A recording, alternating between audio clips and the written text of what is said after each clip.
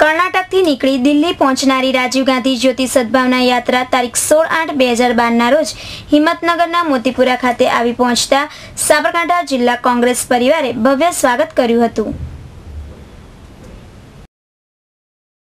કર્ણાટકથી નીકળી દિલ્હી પહોંચનારી રાજીવ ગાંધી સદભાવના યાત્રાનું કોંગ્રેસ પક્ષ દ્વારા આયોજન કરવામાં આવેલ છે। SS પ્રકાશમ તથા P સુધાકર રેડ્ડીની રાહબરી હેઠળ નીકળેલી આ સદભાવના યાત્રાનું તારીખ 16/8/2012 રોજ હિંમતનગરના મોતીપુરા ખાતે આગમન થયું હતું, જેનું સાબરકાંઠા જિલ્લા કોંગ્રેસ પ્રમુખ ડાયાભાઈ P પટેલ, માજી રેલવે મંત્રી નારાયણભાઈ રાઠવા, માજી કાયદા મંત્રી VD ઝાલા,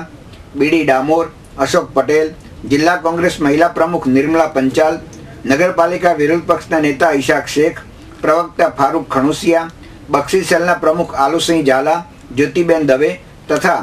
તાલુકા તેમજ હિંમતનગર શહેરના કોંગ્રેસી આગેવાનોએ મોટી સંખ્યામાં ઉપસ્થિત રહી ભવ્ય સ્વાગત કર્યું હતું। હિંમતનગરના નવા સર્કિટ હાઉસ ખાતે તારીખ 16/8/2012 રોજ જિલ્લા બક્ષી સેલ તથા આદિવાસી સેલના તમામ હોદ્દેદારો તથા પદાધિકારીઓની મિટિંગનું કોંગ્રેસ જિલ્લા પ્રમુખ ડાયાભાઈ પટેલની અધ્યક્ષતામાં આયોજન કરવામાં આવ્યું હતું, જેમાં આગામી સપ્ટેમ્બર માસમાં જિલ્લામાં સંમેલન યોજવા માટેની ભૂમિકા તથા તૈયારી અંગેની ચર્ચા વિચારણા કરી સન 2012ની વિધાનસભાની ચૂંટણી માટે કોંગ્રેસના તમામ સેલના આગેવાનો તથા પદાધિકારીઓને કામે લાગી જવા પ્રમુખશ્રીએ હાકલ કરી હતી। VD ઝાલાએ 2012માં કોંગ્રેસ ગાંધીનગરમાં સત્તા મેળવશે તેવો આશાવાદ વ્યક્ત કરી તમામ આગેવાનોને કોંગ્રેસના હાથ મજબૂત કરવા જણાવ્યું હતું।